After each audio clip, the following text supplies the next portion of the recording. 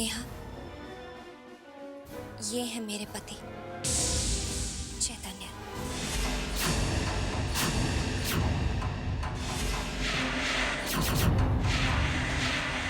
और ये है माँ।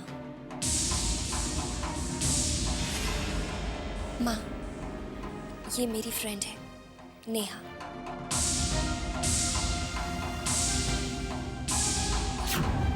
जिससे मैं मिलने गई थी।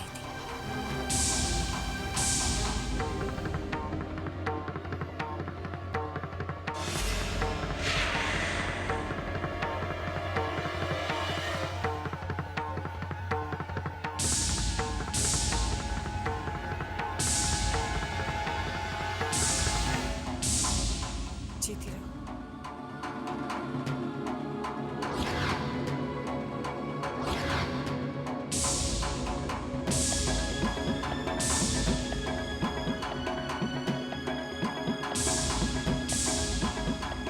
नेहा, मैंने कहा था ना, मेरे पति और मेरी माँ बहुत अच्छे हैं। इसे तुम अपना ही घर समझो। माँ, नेहा और मेरी जान पहचान को वैसे तो ज्यादा वक्त नहीं हुआ है, पर न जाने क्यों ऐसा लगता है जैसे कोई चीज है हम दोनों के बीच जो हम दोनों को बांध रही है। चैतन्य, इस वक्त नेहा एक बहुत मुश्किल दौर से गुजर रही है और मैं तो उसे ये सोचकर घर ले आई कि मुश्किल के समय एक दोस्त के काम आना ही एक दोस्त का फर्ज होता है।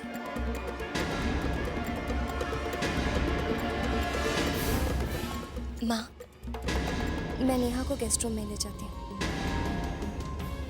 हाँ, उसे आराम करने की जरूरत है।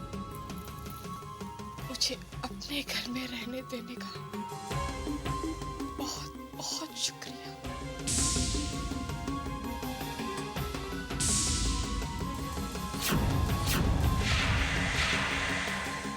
चलो।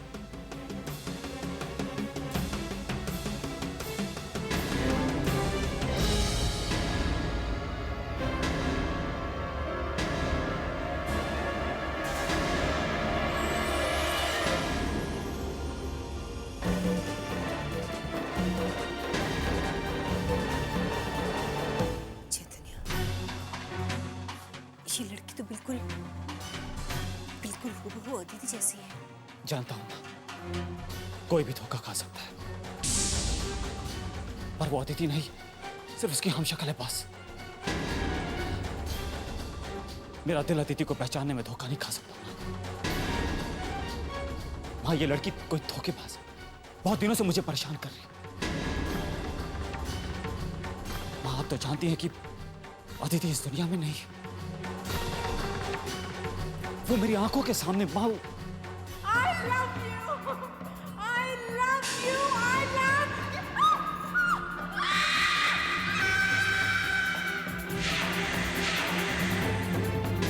तो फिर कौन है? मां, मैं खुद नहीं जानता कि ये कौन है, पर ये वो।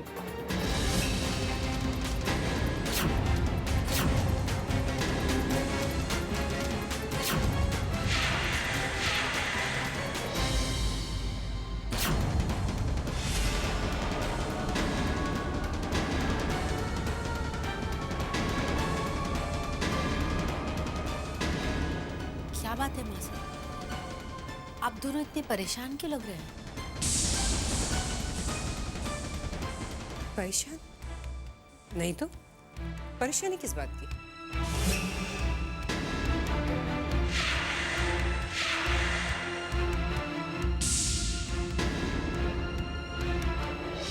तुम्हें यहाँ पर कोई परेशानी नहीं होगी।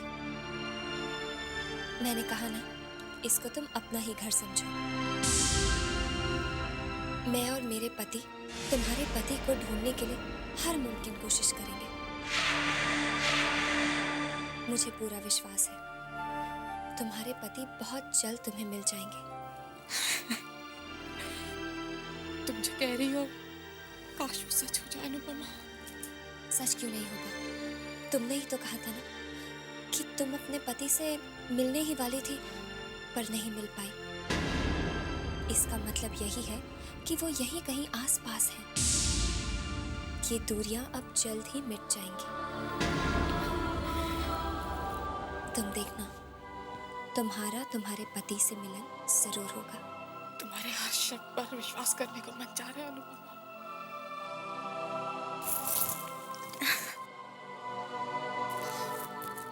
जानती हो, मेरा दिल भी यही कहता है कि वो यही है, मेरे इतने करीब है, पर उन्होंने मुझे अपने दिल से बहुत दूर कर दिया है। तुम थोड़ी देर आराम कर लो। अगर किसी चीज की जरूरत हो तो मुझे बोल देना। मेरा बेडरूम बिल्कुल सामने है।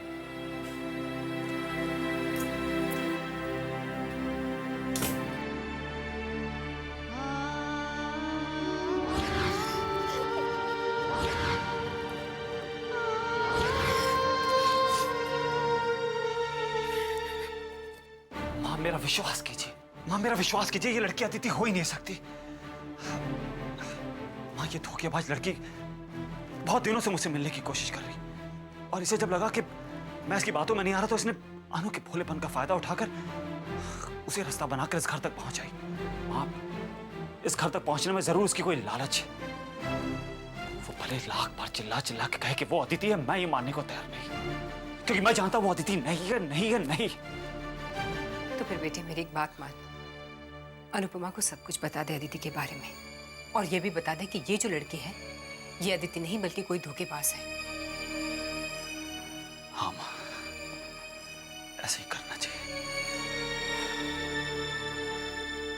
माँ माँ, लेकिन कहीं ऐसा ना हो कि अब जब ये अदिति की हमशक्ल घर आ चुकी है और अब मैं ये बात अनु को बताऊं, कहीं वो मुझे गलत ना समझ ले, कहीं उसे ऐसा ना लगे कि मैं किसी अपनी गलती या झूठ पे पर्दा डालने के लिए मैं उसे ये सब बता रहा हूं। नहीं माँ, कहीं ऐसा करने में मैं अनु की नजरों से गिरना चाहूं। माँ, अगर अनु का विश्वास मुझसे उठ गया तो मैं बर्दाश्त नहीं कर पाऊंगा, मैं नहीं जी पाऊंगा। तो फिर बेटे हमें इस लड़की को जल्द से जल्द घर से निकालना होगा, क्योंकि अगर ये अदिति की हमशक्ल होने का फायदा उठाकर यहाँ आई है तो ये जरूर अनुपमा के कान भरेगी, कुछ न कुछ उल्टी सीधी बात जरूर करेगी। आप सही कह रही हैं माँ। इससे पहले कि ये धोखेबाज लड़की अपने धोखे में अनु को फंसाए, मुझे कुछ करना होगा।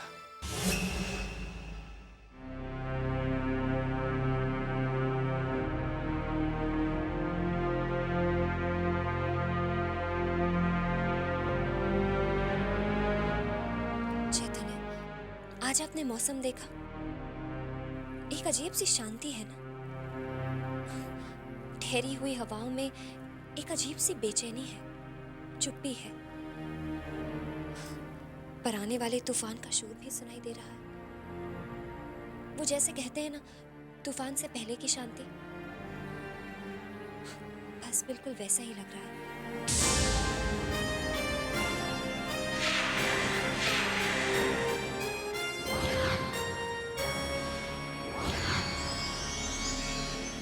क्या बात है चेतन, आपके चेहरे पर इतनी टेंशन?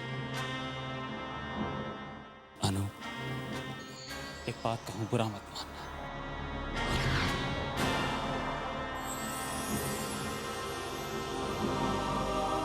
मैं जानता हूं तुम बहुत कोमल दिल की, दूसरे के दुख को, उसकी तकलीफ को अपना दर्द बना लेते। सब ऐसा नहीं कर सकते। इनफैक्ट तुम्हारा यही स्वभाव,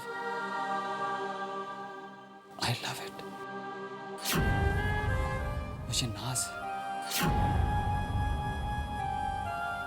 पर अनु, ऐसे अचानक किसी अनजान औरत को अपने घर ले आना, I mean, तुम समझ रही हो मैं क्या कहने की कोशिश कर रहा हूँ? अनु वो कौन है, कैसी है, तुम्हें क्या मालूम?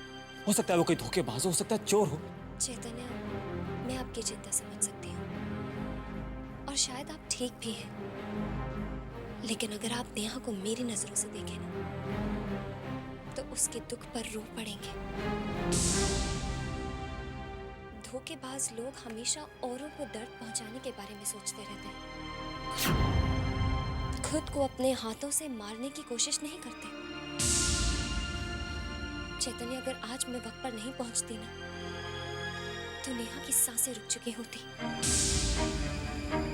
अपने दर्द और परेशानी के कारण नेहा ने आज आत्महत्या करने की कोशिश की।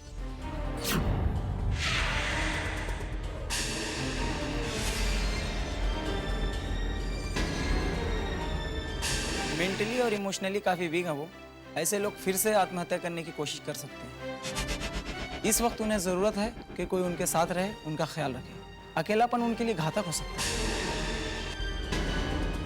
मैं तो भगवान से कहूंगी कि जैसा दुख नेहा को दिया है, वैसा दुख किसी भी पत्नी को ना दे। अगर मैं नेहा की जगह होती, तो शायद मैं भी जीने की चाह छोड़ चुकी होती। अपने ही हाथों से अपनी जान ले चुकी होती। चैतन्य, आप ही बताइए, बेचारी नेहा अकेली कहाँ जाती? और मैं उसे अकेला कैसे छोड़ाती? इसीलिए मैं उसे अपने साथ ले आई, इंसानियत के नाते, एक औरत होने के नाते। वो बेचारी इस घर से क्या ले जाएगी? वो तो सिर्फ प्यार की भूखी है, सिर्फ अपने पति को पाना चाहती है।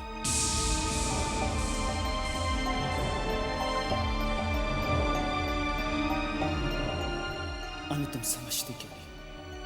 तुम उसे खुद अपने साथ अपने घर ले आई हो, जो तुम्हारे रिश्ते में, तुम्हारी खुशियों में आग लगाना चाहती है।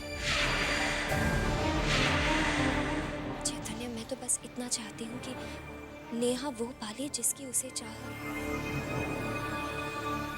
आप मेरी मदद करेंगे ना चैतन्य, नेहा को उसके पति से मिलवाने में?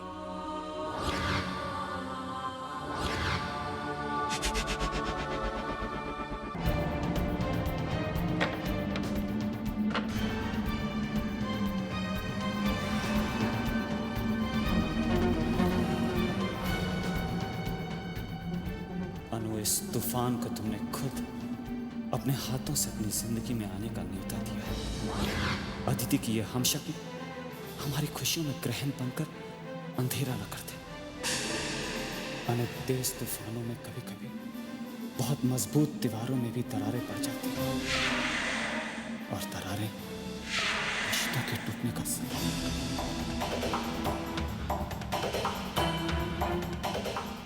देखिए ना, अचानक ये तूफान कैसा?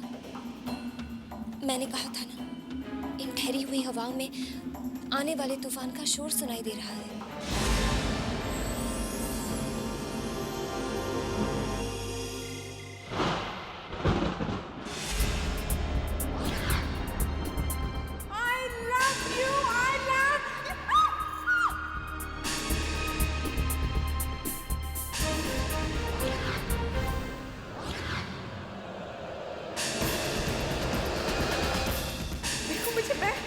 मैं अदिति हूँ, तुम्हारी अदिति। मुझे छूकर देखो, ये देखो, अदिति हूँ मैं।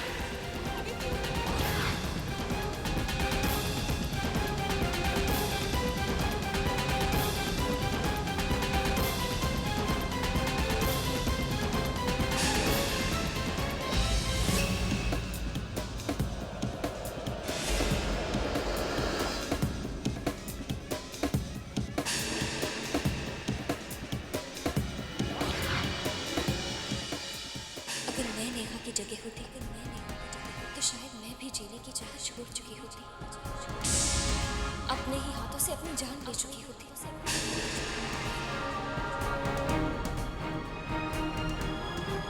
अगर मैं नेहा की जगह होती, तो शायद मैं भी जीने की चाह छोड़ चुकी होती, अपने ही हाथों से अपनी जान ले चुकी होती।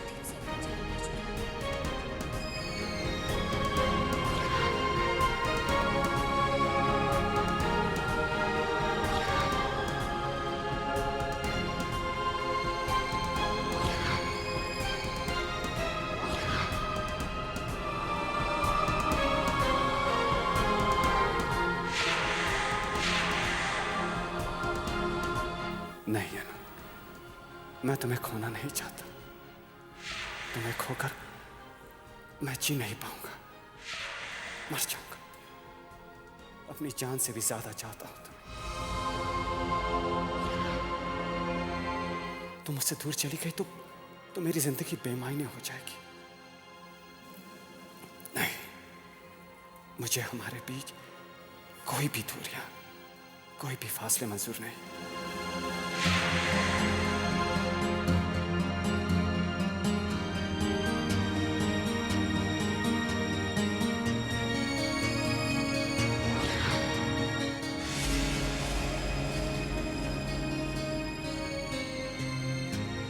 मैं इस धोखेबाज लड़की को इस घर से कैसे दूर भेजूं?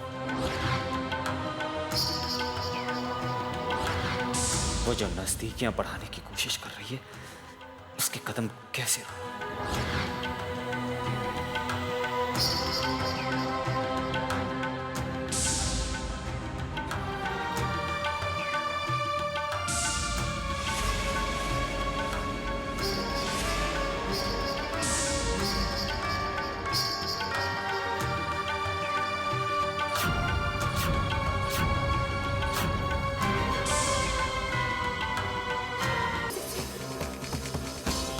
पूछ रहे कि वो कौन है?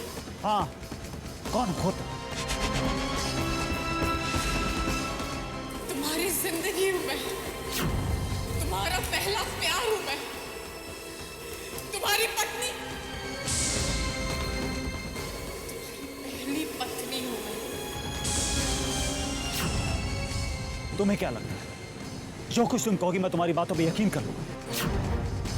मेरे और अदिति का क्या रिश्ता था, या मैं उसे कितना चाहता था, ये सब जानता हूं।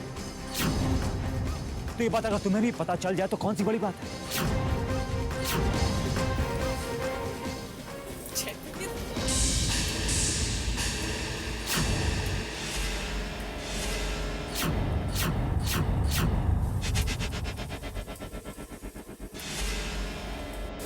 क्यों चैतन्य,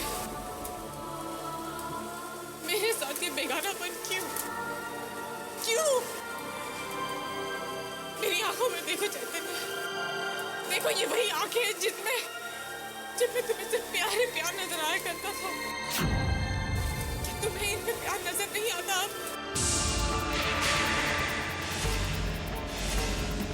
दिखाई देता है मगर प्यार नहीं, सिर्फ फरेब और धोखा। इतने पत्थर दिल मत बनो चैतन्य, प्लीज मेरा विश्वास करो। मैं ही तुम्हारी अदिति हूँ चैतन्य, मैं अदिति। नहीं, तुम अदिति नहीं हो। क्या ये अदिति का चेहरा नहीं है? शक्ल हो। तुम अपनी अदिति को क्यों नहीं पहचानते हो चैतन्य? जो अदिति है ही नहीं, उसे क्या पहचानूंगा? अपने दिल से पूछो तुम चैतन्य। पूछ चुका हूं और वो दिल कहता है कि तुम अदिति नहीं हो। चैतन्य तुम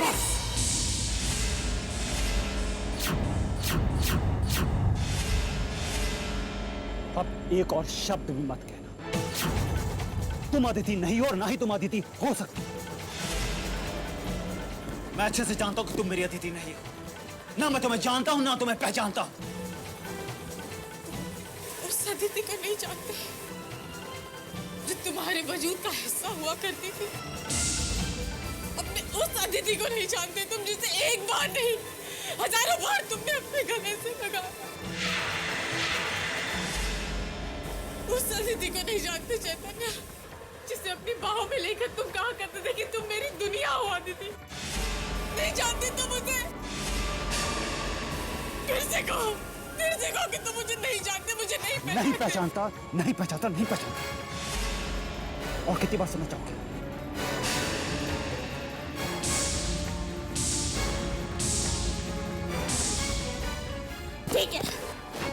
ठीक है, तुम मुझे नहीं पहचानते, लेकिन इसे तो पहचानते हो तुम।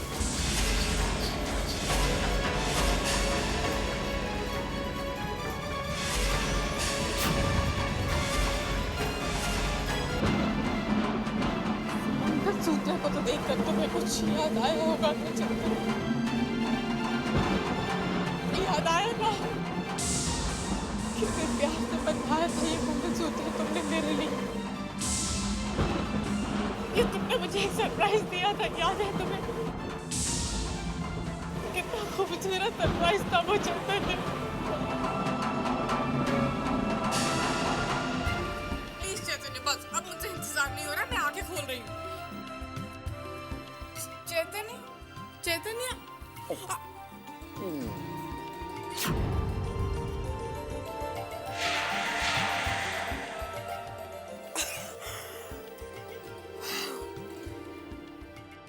This is so beautiful, चैतन्य। कैसा लगा? बहुत ही खूबसूरत है। अदिति, ये सिर्फ काले मोतियों की माला नहीं, इसकी हर एक मोती में मेरा प्यार छुपा है। I love you too.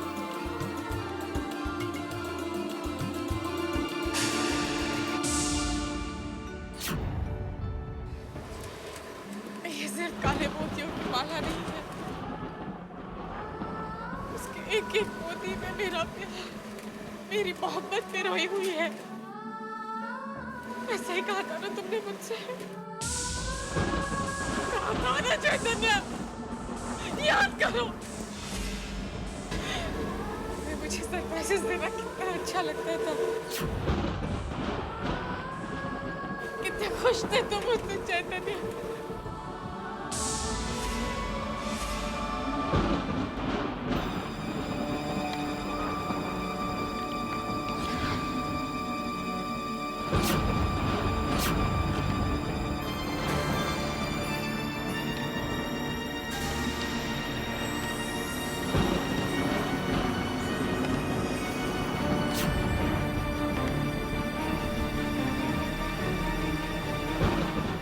ये तूफान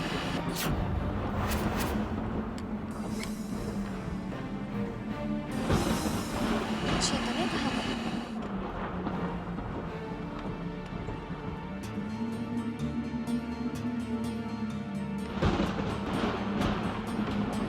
हैरानी होती है मुझे कि मेरा वो चैतन्य कहाँ खो गया,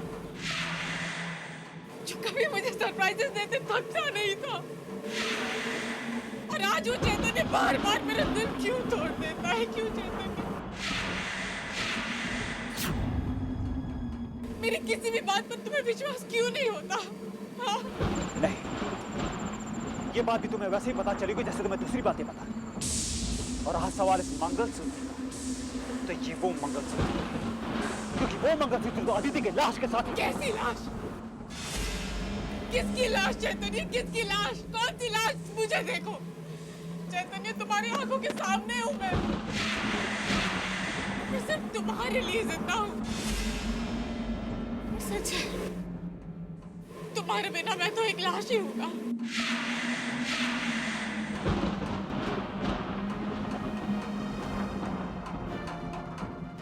प्लीज चैतन्य, मुझ पर विश्वास करो। मैं अदिति हूँ, तुम्हारी अदिति, तुम्हारा पहला प्यार, तुम्हारी पहली पत्नी। नहीं, तुम झूठ बोल रही हो। नकली और झूठी बातों का सहारा लेके मुझे उलझा रही हो, और ये होगा नहीं। प्लीज ऐसे झूठे इल्जाम तो मत लगाओ मुझ पर चैतन्य।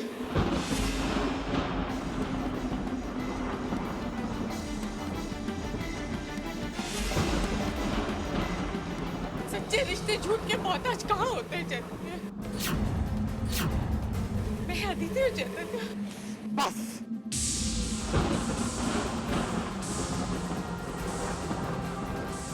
बहुत अच्छा तुम्हारा ये झूठ। अब एक शब्द भी और मत कहना। और हाँ, मेरे और तुम्हारे बीच न कभी कोई रिश्ता था और न कभी कोई रिश्ता होगा, ये बात गांठ बांध।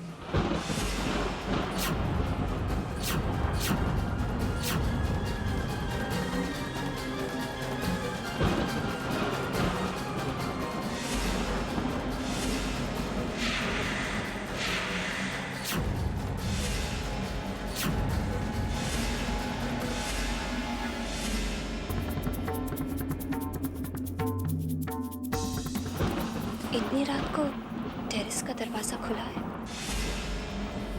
शायद चैतन्य वही होंगे।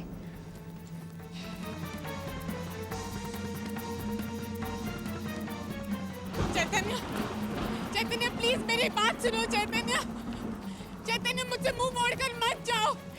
प्लीज चैतन्य मेरी बात सुनो।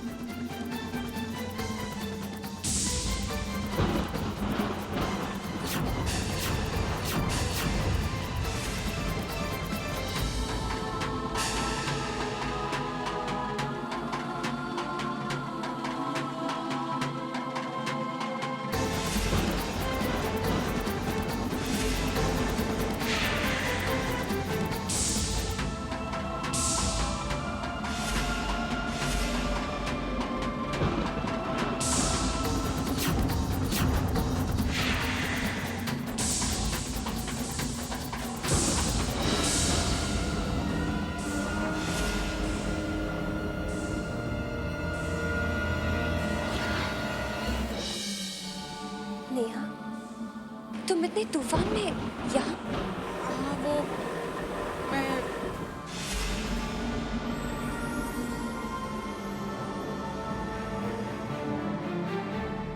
समझ सकती हूँ नेहा, जिस दिल में भावनाओं का इतना तेज तूफान चल रहा हो, तो इस तूफान का शोर कहाँ सुनाई दे रहा होगा।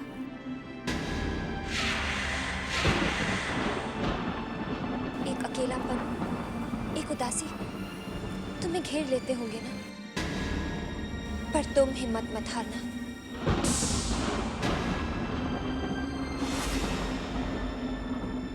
मुझे पूरा विश्वास है नेहा, तुम्हारा सच्चा प्यार तुम्हारे पति को तुम्हारे पास खींच ही लाएगा। सच्चे प्यार की हमेशा जीत होती है। चलो अपने कमरे में चलो।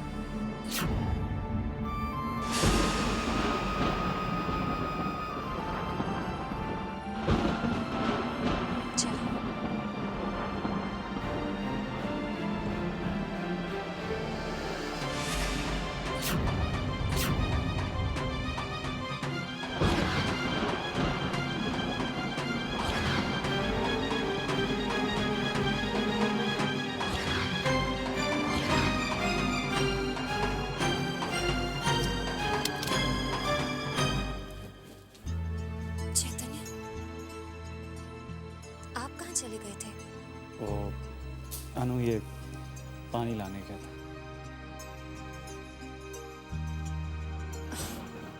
मुझसे कह दिया होता, मैं खामखा परेशान हो गई थी। सॉरी अनु। पता है क्या हुआ? क्या?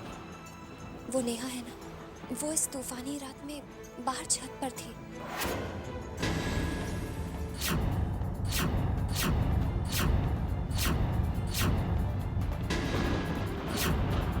बेचारी, जो तूफान बाहर चल रहा है उससे बड़ा तूफान तो उसके दिल में है।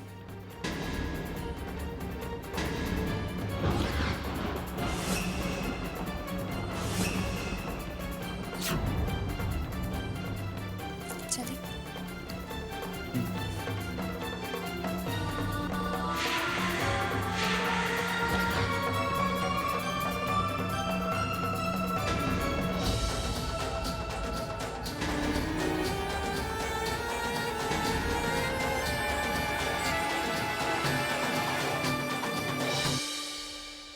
चतुर्भुजां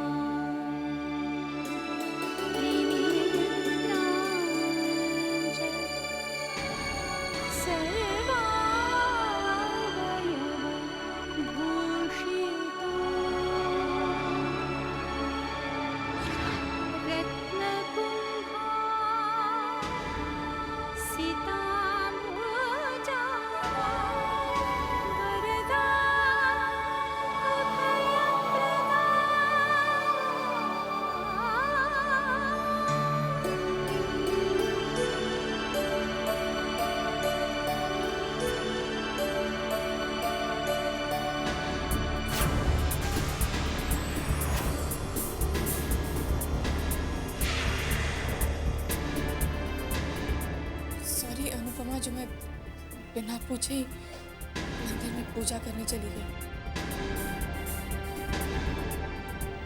दरअसल पूजा करके ही मुझे दिन की शुरुआत करने की आदत है, तो वैसे भी अब तो देवी माँ का ही सहारा है। हर उम्मीद उन्हीं से जुड़ी है।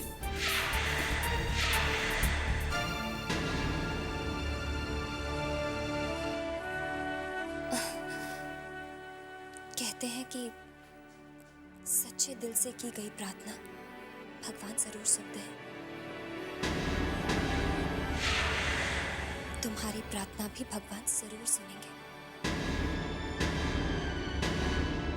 और बिना पूछे भगवान के मंदिर में पूजा करने चली गई तो इसमें माफी मांगने की क्या जरूरत है?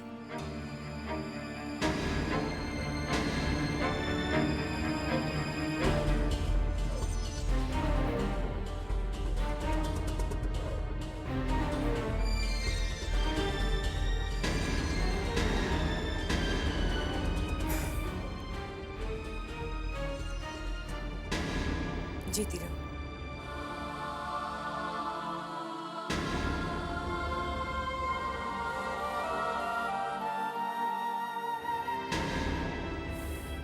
खुश रहो। आपने मुझे खुश रहने का आशीर्वाद दे दिया तो शायद अब मुझे मेरी वो खुशियां मिल जाएंगी जिनकी मुझे तलाश है। अब शायद मुझे मेरा पति मिल जाए।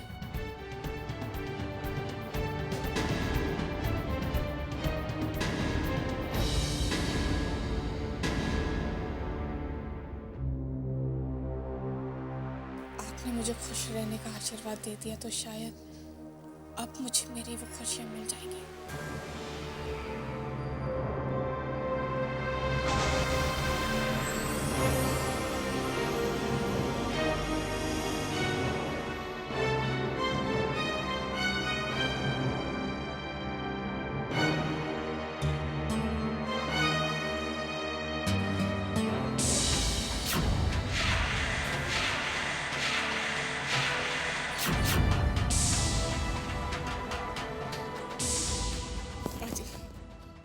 माँ जी आप तो मेरा विश्वास कीजिए, विश्वास कीजिए मेरा माँ जी। मैं ही अदिति हूँ माँ जी, आपके चैतन्य की अदिति, आपके बेटे की जिंदगी। कैसी जिंदगी? जो खुद अपनी जिंदगी से मुंह मोड़ चुकी हो, वो मेरी बेटी की जिंदगी कैसे हो सकती है? तुम मेरी बेटी की अदिति नहीं हो। मेरी बेटी ने खुद अदिति का अंतिम संस्कार किया है। उसकी चिता को आग दी थी उसने। मेरी बेटी ने खुद अदिति का अंतिम संस्कार किया है। उसकी चिता को आग दी थी उसने। चिता को आग दी थी पर वो मेरी चिता नहीं थी। आप खुद ही सोचिए, अगर मैं 2 मुट्ठी राख बन चुकी होती तो क्या आपके सामने खड़ी होती मैं? जो इंसान इस दुनिया से एक बार चला जाता है वो वापस कैसे आ सकता है? आप बताइए मुझे। मैं जानती हूँ और इसीलिए कहती हूँ कि तुम हमारी अदिति नहीं हो, मेरी चैतन्य की अदिति नहीं हो। जब अपने ही पहचानने से इनकार कर दे तो इंसान जिंदा लाश ही तो बन जाता है। चैतन्य भी बार बार मुझे पहचानने से इनकार कर रहा है और आप भी माँ जी। ठीक है, आप मुझे मेरे एक सवाल का जवाब दीजिए प्लीज। जब चैतन्य ने उस चिता को आग लगाई थी तो क्या उसने उस लाश का चेहरा देखा था? क्या चैतन्य ने अपनी अदिति का चेहरा देखा था माँ जी? और अगर चैतन्य ने उस लाश का चेहरा देखा भी था तो क्या वो उसे पहचान पाए थे? नहीं पहचान पाए थे ना। तो फिर आप लोगों ने ये कैसे यकीन कर लिया कि मैं मर चुकी हूँ? बोलिए ना माँ जी। जबकि मैं चैतन्य की पत्नी, आपकी बहू अदिति, आपके सामने खड़ी हूँ, जिंदा हूँ, जिंदा। मैं ये सब नहीं जानती, सिर्फ इतना जानती हूँ कि मुझे अपने बेटे के विश्वास में पूरा विश्वास है और चैतन्य का ये विश्वास है कि तुम उसकी अदिति नहीं हो। उसकी अदिति मर चुकी है। किसी ने सच कहा कि जिंदगी एक पहेली है जो कभी कभी इस तरह उलझ जाती है कि सुलझाए नहीं सुलझती, और कभी कभी इंसान का विश्वास झूठा पड़ जाता है।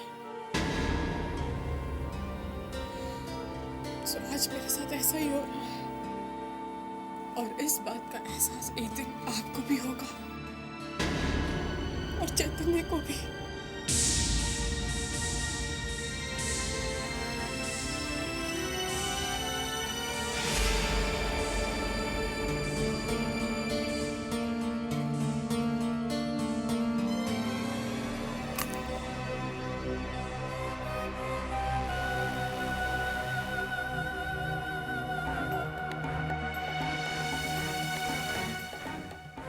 मासा के रे जूस लेके जा रही हो। क्यों भाभी साहब, क्यों अपने आप को इतना तकलीफ दे रही हो? अब तो तुम आदत डाल ही लो मासा से दूर रहने की, क्योंकि तुम बहुत अच्छी तरह से जानती हो कि पद्मिनी जो खेल खेलती है तो हारने का तो सवाल ही नहीं उठता। अब तुम देखती जाओ, एक दिन ऐसा आएगा जब मासा तुम्हारी शक्ल तक देखना पसंद नहीं करेगी।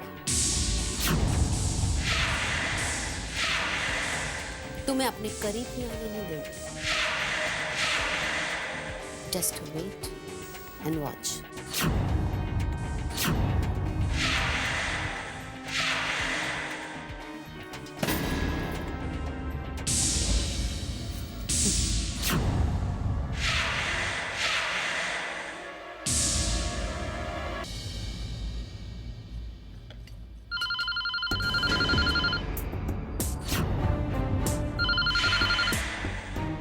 अरे अनूप, जल्दी चाय ले आओ, अब देर हो रही है। अनु, बड़ी भाभी जल्दी कीजिए ना, वो मसाला जल रहा है। जल्दी कीजिए ना बड़ी भाभी। अनुपमा, तुम किचन संभालो, ये चाय मुझे तो मैं ले जाती हूँ। I mean, तुम्हारे पति को अगर बुरा ना लगे तो। नहीं नहीं, ऐसी कोई बात नहीं। अब लो, चाय तुम ले जाओ।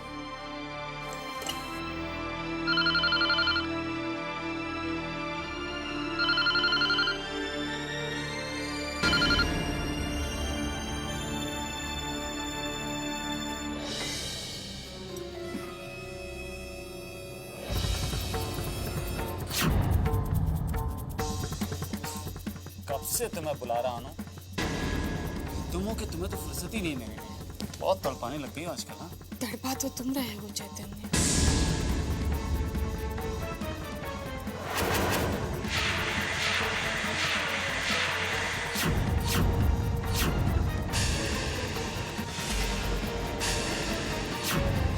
मैं भी तो कब से तुम्हें आवाज दे रही हूँ और तुम तो आते ही नहीं।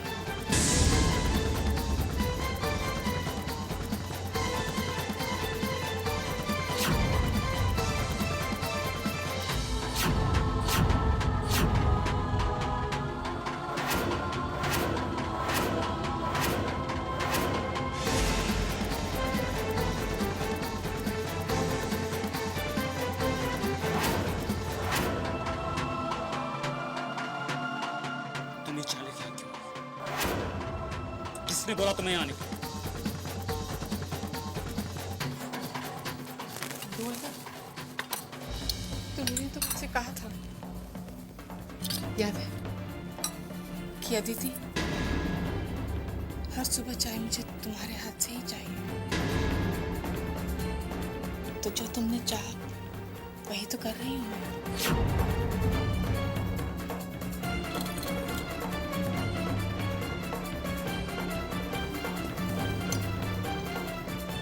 तो एक पत्नी होने के नाते तुम्हारी हर रात और हर दिन पर मेरा हक होना चाहिए।